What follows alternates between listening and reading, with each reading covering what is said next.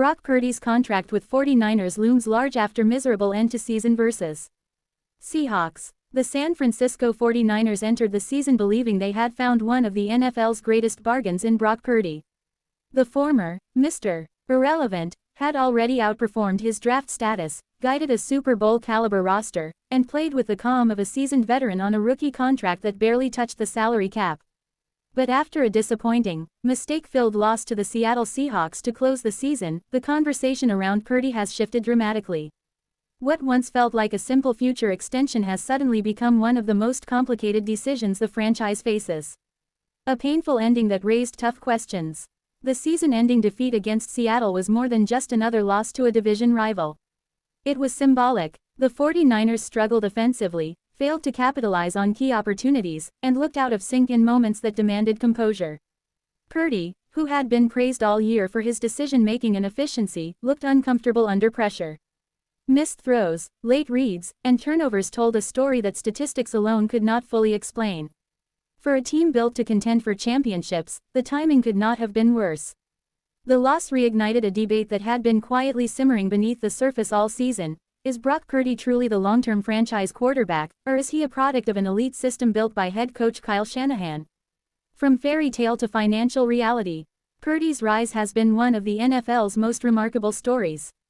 Drafted last, thrust into action due to injuries, and then leading one of the league's most talented rosters deep into the playoffs, he became a fan favorite almost overnight.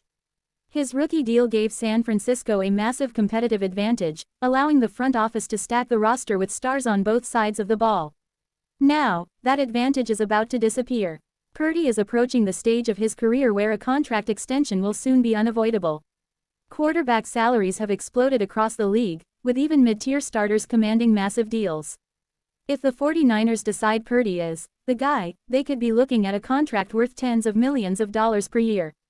After the Seahawks loss, committing that kind of money feels far less automatic than it once did.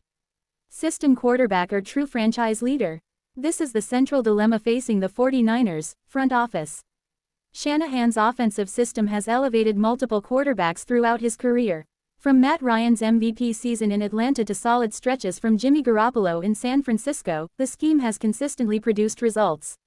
Purdy has executed the system extremely well for long stretches, showing accuracy, poise, and an ability to distribute the ball to playmakers like Christian McCaffrey, Deebo Samuel, Brandon Ayuk, and George Kittle. Critics, however, argue that the Seahawks game exposed his limitations when things break down. When protection faltered and Seattle forced him off his first read, Purdy struggled to create outside of structure. That distinction matters when discussing a franchise-altering contract. Elite quarterbacks are paid not just to run the system, but to elevate it when everything goes wrong. Locker room confidence versus front office caution.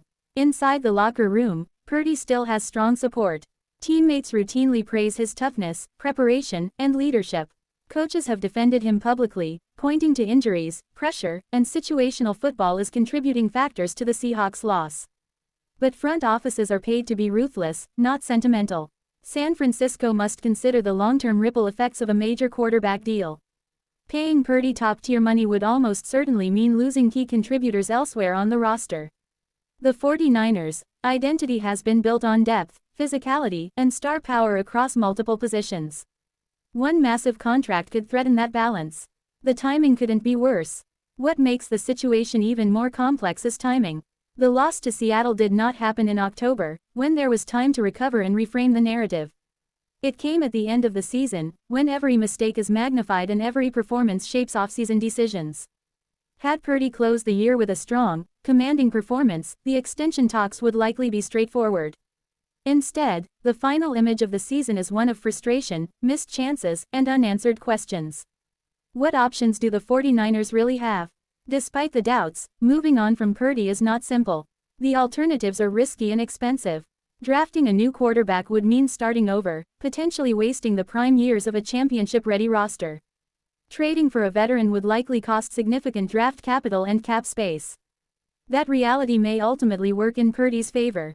Even with the Seahawks' loss fresh in mind, he remains a young, capable quarterback who has won a lot of games in a short time.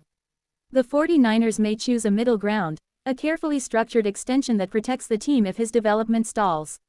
A defining offseason ahead. The loss to Seattle did not erase Brock Purdy's accomplishments, but it did change the tone of the conversation. What once felt like a feel-good story with an obvious next chapter has become a high-stakes evaluation of value, ceiling, and risk. For Brock Purdy, the coming months will be about proving that one bad ending does not define his future. For the 49ers, the decision they make on his contract could shape the franchise for years to come.